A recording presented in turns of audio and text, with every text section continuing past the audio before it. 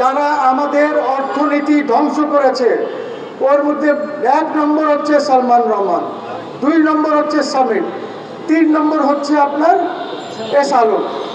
এদেরকে আমাদেরকে বিচারের আওতায় আনতে হবে, খুব কড়া বিচার করতে হবে ওদেরকে, যেন এরপরে আর কেউ না করে। এই সরকারকে আমাদের সময় দিতে হবে। দেশের পরিস্থিতি খুবই খারাপ, কোনো কিছু কন্ট্রোলে নাই। এই যে সচিবালয় আছে, এইখানেও এখন পর্যন্ত পরিষ্কার করা হয় নাই লোকজনকে, তারা বসে আছে এবং তারা আগের যে সরকার ছিল তার জন্য কাজ করছে।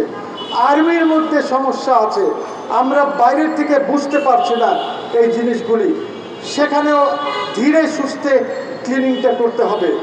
কাজে একটু সময় দেন এই সরকারকে।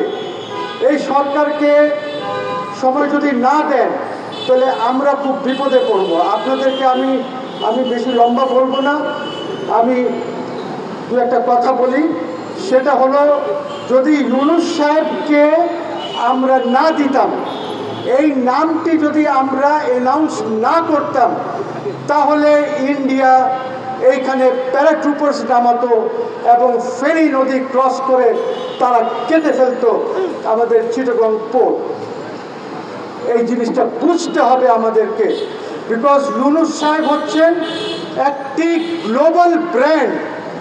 উনি ব্যক্তি কেমন কি আছে এইটা নিয়ে আমার কোনো কথা নাই, কিন্তু উনি এমন একটি বিরাট গ্লোবাল ব্র্যান্ড যে ওই গ্লোবাল ব্র্যান্ডটার জন্য আমরা সেদিন বেঁচে গিয়েছিলাম। বন্ধুগণ, আপনারা জানেন শেখ হাসিনা আমাদের বর্ডারেই আছে, বেশি দূরে না। আজকে হয়তো দিল্লিতে থাকছে, কিন্তু সে যদি বর্ডারে আসে এবং এইখানে এসে যদি সে তার লোকজনকে ডাক দেয়, তাহলে কিন্তু আমরা একটা সমস্যায় পড়ব। সেখান থেকে ইনসার্জেন্সি হতে পারে, আমাদের খুব বিপদের পরিস্থিতি। বিকজ স্ট্র্যাটেজিক্যালি আমাদেরকে খুব সাবধানে এগোতে হবে। কাজে আপনারা কেউ তাড়াহুড়া করবেন না। আমাদেরকে যে লুটপাট, যারা আপনারা দেখেছেন, আজকে একটা কমিশন বানিয়েছে সরকার, একটি কমিশন করা হয়েছে। এই কমিশনকে কাজ করতে দেন, এমন আরও কমিশন আসবে যারা দেশের লুটপাট করেছে। S Alam, summit group, confidence, আপনার মেঘনা, সালমান, এই যত আছে লুটেরারা, এদের জন্য একটি কমিশন হবে, একটি নতুন আইন করতে হবে।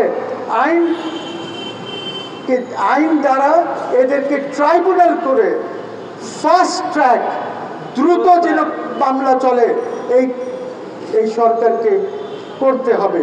একটু সময় দিতে হবে। ওরা করছে, আজকে কত বোধহয় 20 দিন হয়েছে, 20 দিনের বেশি হয় না এই সরকার যে এসেছে।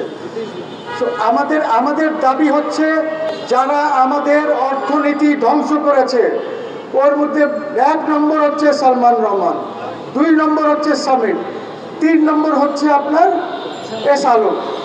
এদেরকে আমাদেরকে বিচারের আওতায় আনতে হবে, খুব কড়া বিচার করতে হবে ওদেরকে, যেন এরপরে আর কেউ না করে।